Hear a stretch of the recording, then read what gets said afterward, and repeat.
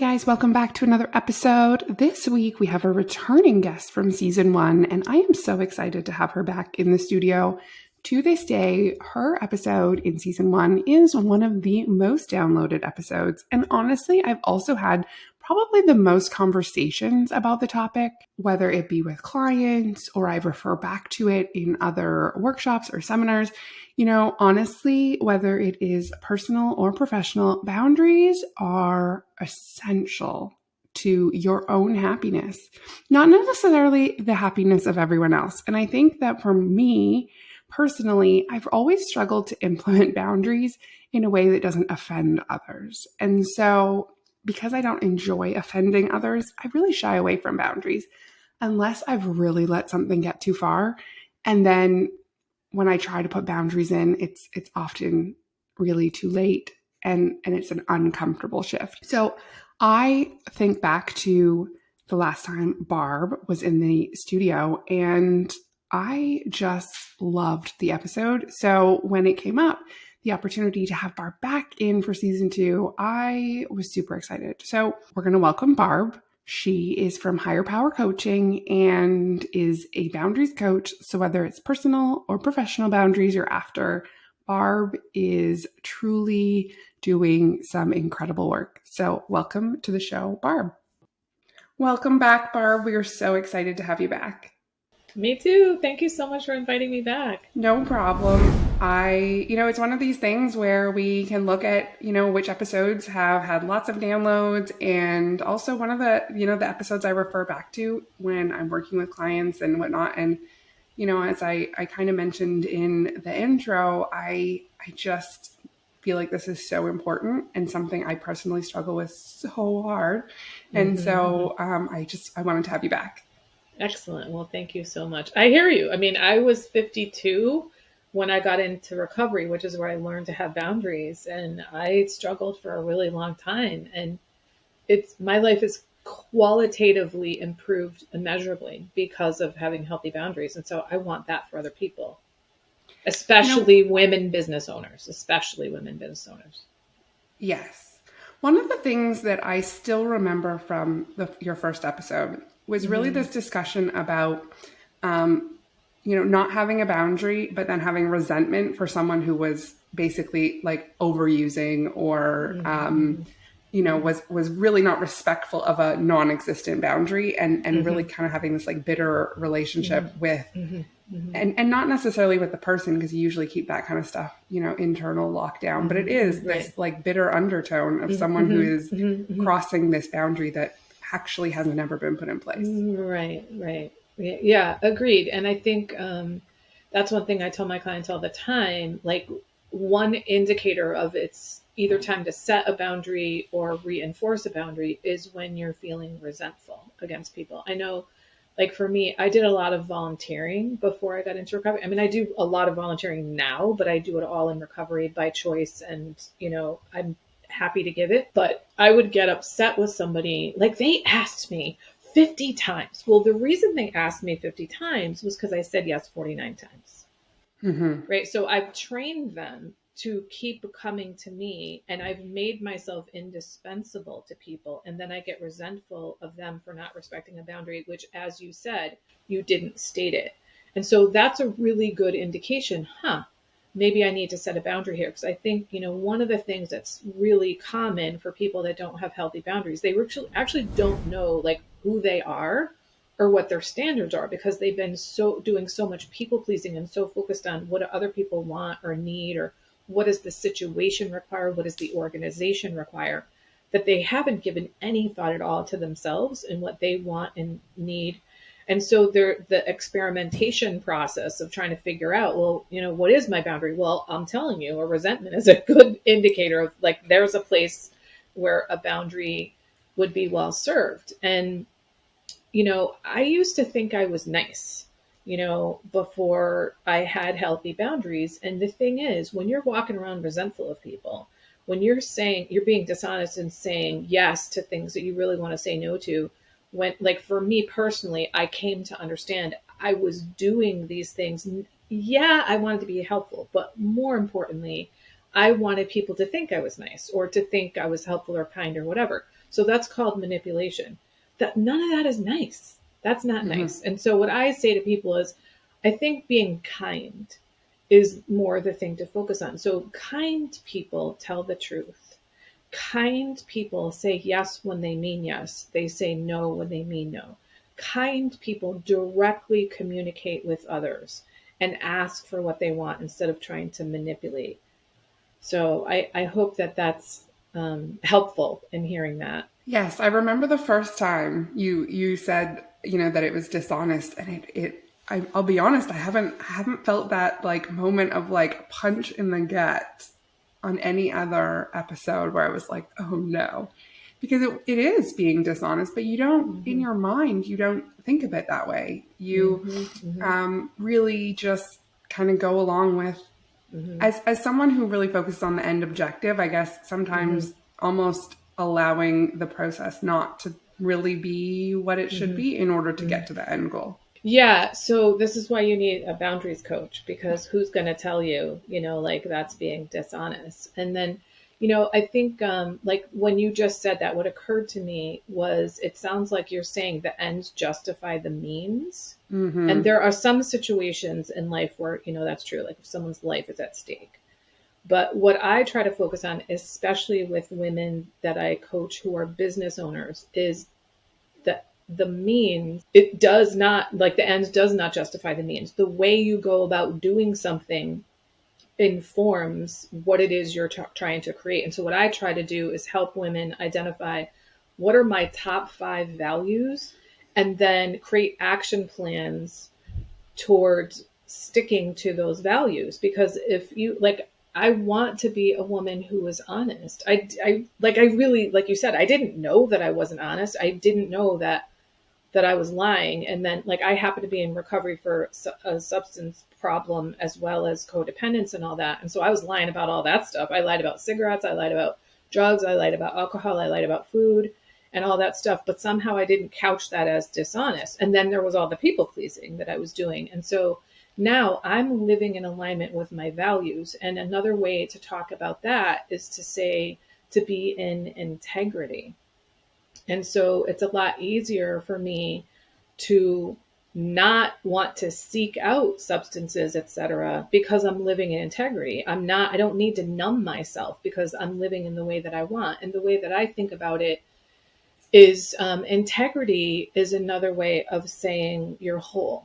So when for example, my podcast is called Fragmented to Whole, Life Lessons from 12-Step Recovery, because that was my experience. It was as if I had been these fragmented pieces, and boundaries and the process of recovery helped me integrate them into one coherent whole. So I also got rid of the fragments that weren't genuinely me. And so now I'm whole, and I can be rocked by things that happen to me, but I can't be shattered by them because I'm whole. And when really difficult things happen to me, which of course they do, it doesn't take away from my wholeness the way that it used to. So I had a situation a few months ago that was like in a business networking group, and I kind of screwed up, essentially, is what I did. And I owned it. I did the best that I could. And when I was leading up to the situation where I screwed up, I actually thought it through, prayed about it, asked higher power for guidance, did the thing, and then it didn't really turn out that well. And so in the past, I would have just raked myself over the coals for that. But instead of doing that, I used it as info, not ammo. This is one of my favorite sayings. So it's information for me to learn and grow from. It is not ammunition to beat myself up. And I thought about, okay, there was something I was missing. That was the part. I couldn't have seen that. So I did everything. I did it in line with my values. I prayed about it. I thought about it. I connected with my higher power about it. If somebody else wants to hold me to a higher standard than that, go ahead. I don't know what else that higher standard would be. Once I got the new information, I was like, oh, my bad. I'm sorry. Here's what I'm going to do to repair the situation. And here's what I'm going to do to make sure this doesn't happen in the future. And so the fact that I was whole, that I was living in alignment with my values, that I was in integrity, allowed me to hit the ground running in terms of repairing it. It didn't take me down the way that it would have in the past. And I didn't allow the other person to define me and to decide what kind of a person I am. I get to decide what kind of person I am. And I'm a woman who has integrity. And I can't tell you what that did for me. It was a huge learning experience for many reasons. But the idea, like the experience of being really solid in my values, just really carried me through that. Yeah, it's interesting when you really root it back to something. Rather, when you say like, I need to, whatever I do, I need to be in integrity, I need to be in alignment, and then your actions really are guided by that. Really, the end objective there, going back to my original kind of statement about the objective. The objective is to maintain integrity and be in alignment. That is the objective. Right. And you can do all of those things and have a really successful business. And I would argue you're going to have a more successful business when you're acting out of your integrity, because you're going to attract people for whom your type of integrity works. Like my package of values is different than your package of values. And so if you and I are competitors, my people are going to be attracted to me and your people are going to be attracted to you, as long as you're consistently going through, and acting out your value. That's true. It's one of my kind of online business friends. She has a Facebook community, and she actually shared a post just this morning, and it made me think of our upcoming recording. She had shared, someone had reached out to her on the weekend. She doesn't work weekends.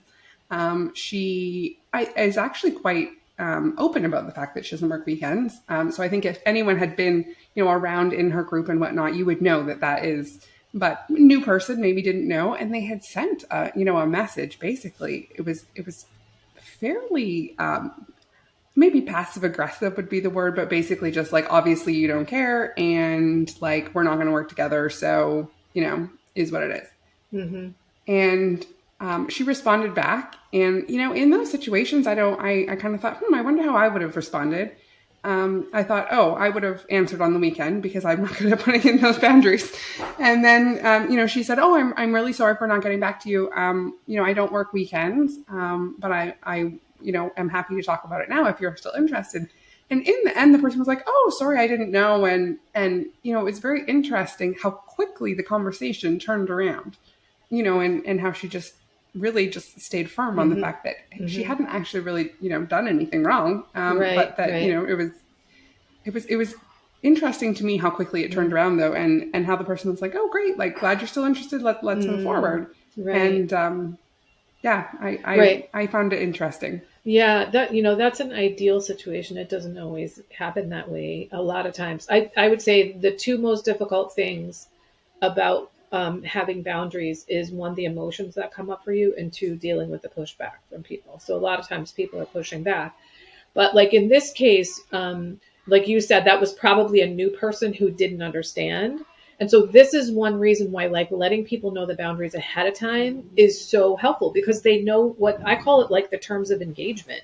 They know what the terms of engagement are. And so they don't have an expectation that you're going to answer on weekend. If they're like, she closes the door at 5 on Fridays, so I'm not gonna, and if I need someone who works on weekends, that's not my person. Right.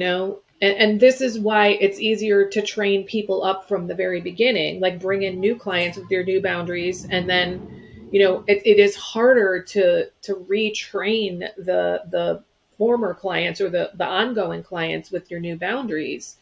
And, sometimes that's where you start, is you don't start with the new clients. You don't start with the ongoing clients. You start with the new clients, and you get reinforcement. This is acceptable behavior. And in fact, this is a lot easier for me, and I'm able to be more productive and more present and make more money when I'm working in this way. And then it makes it easier to introduce those boundaries to the people that, you've had around for a while. Because you've gotten that reinforcement in multiple ways, the money, the time, the energy, the relief, and the relationship, and all that stuff. One of the relationships I was doing some work for a family member, and I won't out them as to who it was, but a family member. So the long-term client, if you will, the person who has, known the lack of boundaries for my life. Right. And so after, and I thought about it during our last recording, and, it took me a few months of back and forth and really feeling this a little bit of bitterness of a relationship that really was kind of being overused and felt very one-sided. And I feel like, I always, you want people to just understand without setting the boundaries, to respect what I believe would be, acceptable. But what I've come to realize is what everyone views as acceptable is very different. So that's part of it. And I did in the end put in a boundary and said, I'm uncomfortable working, and I was basically doing a lot of work in their business and not being paid for it, but was paying my team and whatnot. Major business no. But, when people come to you, they are your family. I think that lots of people get pulled into that. It's like, oh, I'll just quit. I can help with this. I can help with this. No problem. But then it goes a little longer and a little longer and a little longer. And so, but when I set the boundary and said, I'm really uncomfortable with this, it did not go well. And the person has not spoken to me since. And has caused a problem in our family, telling everyone that I've, cut them off and this is terrible and blah, blah, blah. I'm sorry. So it's strange because I feel this sense of relief to myself where I know I did the right thing for myself and boundaries and whatnot. But and your business and my business. Absolutely. It's funny, my team that was working on this business, I never mentioned it was this family member because I just didn't really want to be connected. And they always were like, why do we work with this client? This client never gets back to us. Like, what's going on? Like, you could tell that they didn't understand why we were working for someone that didn't align with, our agency and didn't respond the way everyone else responded. And so they were confused. So they were all very relieved that this was not going on anymore. And, I thought, maybe I should have said at the beginning, but once it had kind of gotten going and I hadn't confessed that it was a family member.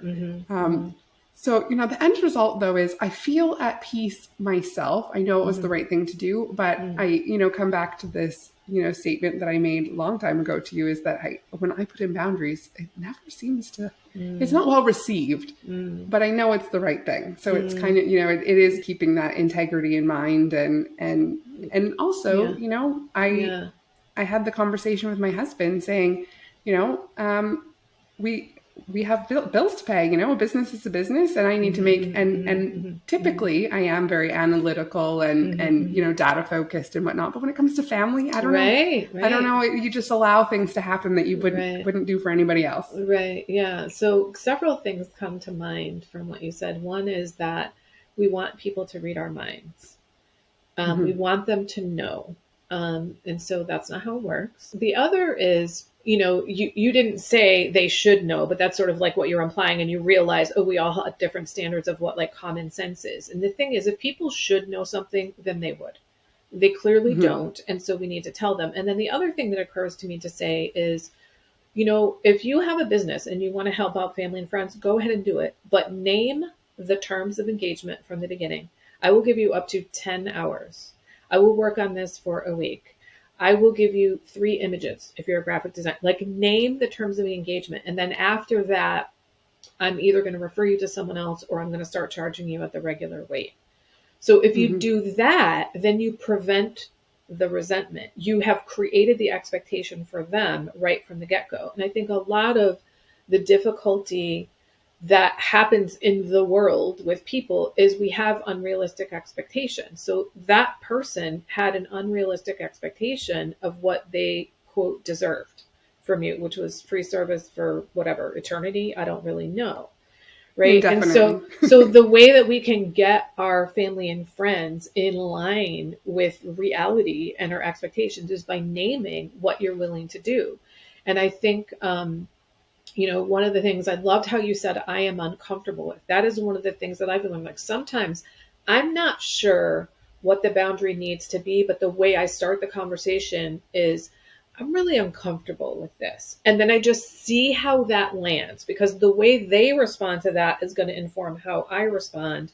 And it's going to help me kind of figure out, like, what is it that's making me uncomfortable, and where do I want to put the boundary?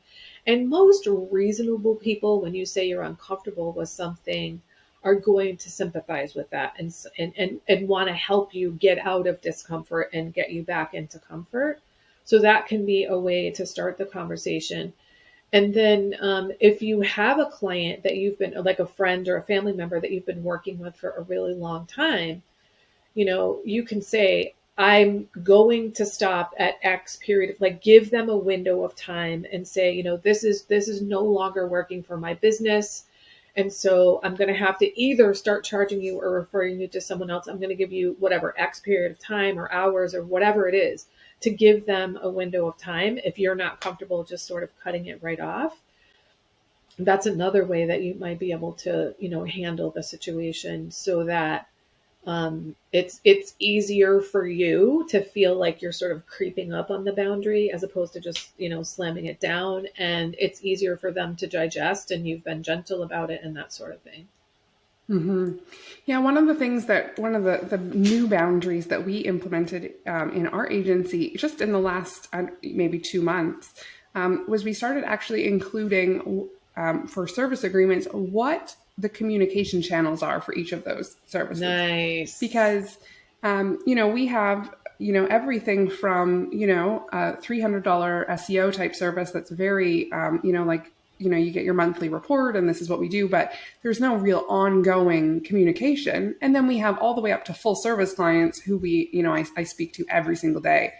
And so where we were running into some issues was if a full service client referred someone else who ended up on a smaller package, they of course would have said, oh, I talk to, so-and-so at the agency every day and blah, blah, blah. And this is great. But then if they were on a completely different package, they seemed, like there was this, lack of understanding as to why they weren't getting that same communication. And so now with one of the things, because I truly also believe in, clear understanding up front, and that a lot of times that, unhappiness really stems from, just a lack of clarity, people not having the same understanding of the situation. So now, if you want Slack communication, then that's these programs and above. And if you want, these kind of monthly SEO type packages, that's email communication. And I think that has, just establishing that right up front. So it's not a negative, it's just the way it is right from the beginning. Truly has changed the way that feels.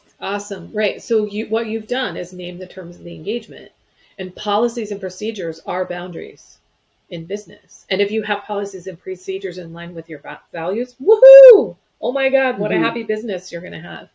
That reminds me. So in addition to having my business, I have so I work for myself. So I have a couple part-time jobs, and one is for a co-working place, and we have email and we have Slack. And then of course, everybody has my cell phone number. And when I first started working there, the owner was texting me all the time.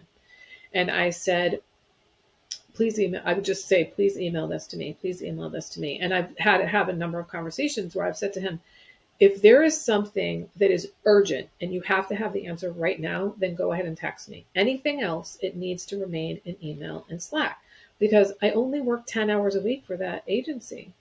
They're not getting I work for them when I'm on the clock for them, and that's it. And I had to train him. Like in the beginning, he kept doing it. And I just kept saying, please email this to me. Please. I'm not going to remember this if you don't email it to me. I can, and eventually he got it. He didn't really like it. He still doesn't like it, but that's just the way that it is. If you want me to be present for you when I'm working for you, then you need to allow me to be present for myself when I'm working for me, and for my other job when I'm working for them. And you need to communicate in a fashion that makes sense. You don't just send me a text message that on Friday you need to blah, blah, blah, blah, blah. Send me an email, that on Friday. And so I think we can do that in all different areas of our lives. It's not just something that you want to set up in your business. We teach people how to treat us. And what you're saying is we're going to teach our clients how we're going to treat them.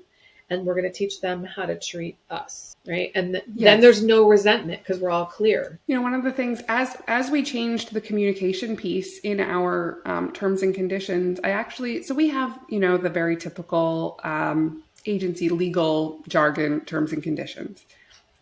But now we also have something that isn't the legal jargon. It is very much this is the way you work with us, and this is what you can expect. Because I think that, you know, you go to, of course, everyone has, when they start out their business, they want to be covered. You know, I'm a firm advocate in making sure that you don't have any skeletons in the closet and that any potential liabilities are covered and all of these pieces. But at the same point, also, you know, most people don't read the legal jargon, especially if it's super long. And so they scroll to the bottom and sign and say, yep, ready to get started. And so, you know, we've really added in this separate, you know, what you can expect when you work with us. And it's not it's a little more, you know, reader friendly, and it goes through the pieces that are essential to a good working relationship, because, you know, I think it's tough when a lot of people are working in the online space. So it's not the same as, you know, reading someone in a desk next to you. You can't look over and be like, oh, that person's really busy, I won't bother them today. Right. You know, it's different online. And so everyone really just knows their own priorities, knows their own urgencies, and says, okay, well, I need this and I want that and whatnot. It's just an entirely different situation. And when we don't, you know, give the information up front, when we have to implement it later, it is uncomfortable. Right. So this is precisely what you were talking about. Like, this is like when I was saying you have an ongoing client, you need to teach them how to work with you, and then you have a new client and you've told them from the get, or you have healthy boundaries with them, and that's all they know. Of course, that's so much easier because you've named the terms of the engagement. Whereas with the other one, it's like you're changing the rules of the engagement, or you're naming them. And then the other thing, like before you implemented this policy, it was like this expectation, they should know that this is how we communicate. And they had this expectation, like you gave the example, someone who's a friend of a private client that gets one-on-ones with you all the time has this expectation. Well, you dissuade them of that expectation by naming the terms of engagement and say, oh, when you have this package, this is the type of communication that you're going to get. And, you know, boundaries are about clarity, because, you know, one of the things in my coaching, I talk about, there's a whole big element of learning how to communicate effectively and using empowered communication with other people. And the thing about boundaries is they're clear, they're not murky. And that means that your communication about them needs to be clear, not murky. Yes, absolutely. I think that I even go back to my time in corporate, and one of the things I remember saying to my CEO long time ago, because I had been there for a very long time, and so had started very early on in my career and had gone through a lot of growing and leadership involvement, and it was almost like, you know, I said, I can't be new. I have all of this, you know, I grew up here, really. I mean, I was young. I was my second year of university when I started there, and was, you know, not a virtual assistant, an executive assistant at that time, and ended up growing and changing so much over, I was there for 11 years. But it almost felt like I couldn't lose some of the, you know, it was like, well, you used to, it used to be like, I said, I can't get rid of that unless I leave, because it felt like, you know, you couldn't get that like clean slate with, this is who I am now. This is how much I've grown. This is how much I've learned. And that was tough. And so I think it's the same thing with the clients. So whether it's in, you know, a more like corporate setting, family, long-term, or clients, it's, you know, new is often easier because it's this is what you get now. This is what you see now. This is what you're working with. And it's not these, you know, pieces that you already have recognized weren't serving the greater purpose, and you've evolved and changed and grown. And not everyone knows that. Right. Yeah. They're not holding on to the old Tiffany-Ann. You get to be like, this is who I am right now. And they only know, you know, the new you. Yeah, absolutely. Yeah. That's why it's so hard to establish boundaries in your ongoing relationships.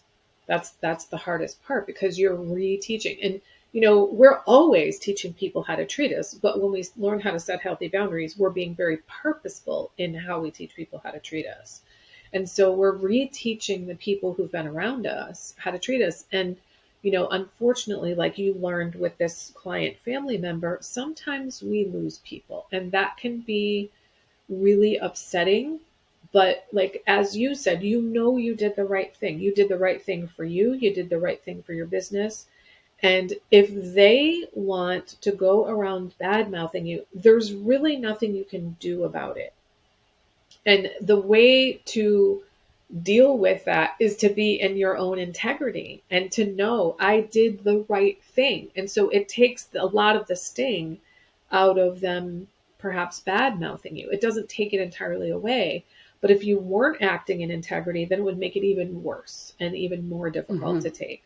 So yeah, the fact is sometimes you're going to lose people. And when it comes to business, usually the people that you're going to lose are people that are clients that drain you. They're not people that are, that you're energized to work with and you're so happy to get on a call with them and you can't wait to do more work with them. They're usually the people that have been dragging you along the whole time. And so fine, they may not be happy and they might badmouth you, but you're going to now have room to bring in those clients who are in alignment with you and the way that you do your business. And you're going to come at it with a lot more energy, and it's going to serve you and your business much more in the future. Yeah, when I was growing up, my mom used to watch Oprah, and I remember Oprah saying a long time ago, she was talking about how if you go to the buffet and you're not hungry, then you can't enjoy everything the buffet has to offer, and that sometimes you have to, make sure that you're hungry going in. And, she was talking about, at the time they were talking about like letting toxic relationships go so that you could make room for new relationships. Right. And I thought it was a very interesting analogy. I was probably like 12 or 13 or something, but it really stuck with me as kind of this like, oh, gotta be hungry sometimes. Right. Exactly. Yeah, that is a really good metaphor. And I think we can all identify with, the concept of a buffet. And you're right. It's like, you're not going to be satisfied if you're already full. Yeah, agreed. Yeah, you're missing out. You're missing out on the potential amazing clients that you do, because you do have those people that you work with that you absolutely look forward to every call. You want to work with, like they excite and bring the energy, and making room for more of those. It's one of the pieces, as I'm working with clients, we often talk about, you have your ideal clients and then you have clients. And so, what is the percentage? Because you really, when you get started and you're trying to get your business off the ground, you're a little less picky and you bring people in and they're clients. And so then as your business grows, you want to get to the point where, the bigger percentage is the ideal clients. And, some of the less ideal clients, just, they whittle away a little. Right. Yeah, I agree. I call them soulmate clients rather than ideal clients, because they're like, they resonate with me on a soul level in that. And for me, like, I think part of it, because I'm a boundaries coach, that's what I do. And so part of it is like their personality. But I also want to work with people who want to improve. Like, one of the things I say is I really like to work with people who are ripe for change.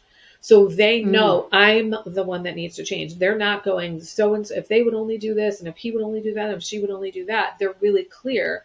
It's me. And so people that like really, they're hungry for change, like you're saying, being hungry, and they actually do the work. They don't expect to just be on a call with me and magically turn into someone with healthy boundaries.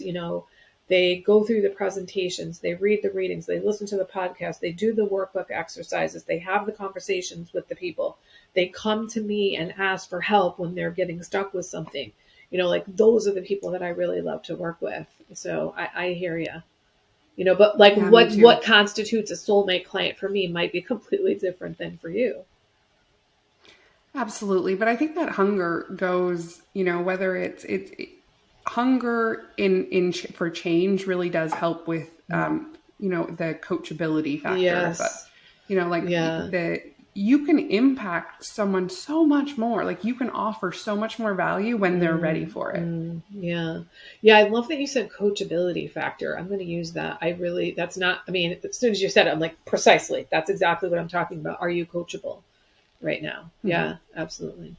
Love it. So Barb, where can people connect with you? And you want to tell us a little bit about these VIP days that you're doing? Because super, super excited about these Boundary VIP days. I think every person needs to be calling you. So I do a lot of networking with women entrepreneurs, and many of them suck with boundaries. And so I have piloted and now ready to start promoting my Feminine Biz Boundaries VIP Day. So this is a 1 day workshop, one-on-one with one woman entrepreneur, where in 1 day we help her create boundaries in her business. And so they can go to betterboundaries.com/VIP. And I have a special promotion for your listeners. So the first 2 people listening to this podcast that use this promo code, which you'll put in the show notes and I'll say in just a moment, are going to get $300 off. They have to make this purchase by December 31st, 2022. So for those of you who are listening in the future, sorry, but you can still come to Better Boundaries with Barb/VIP and sign up for a call with me. There's lots of information on the site about exactly what it is, what you get, what we do, what the transformation is.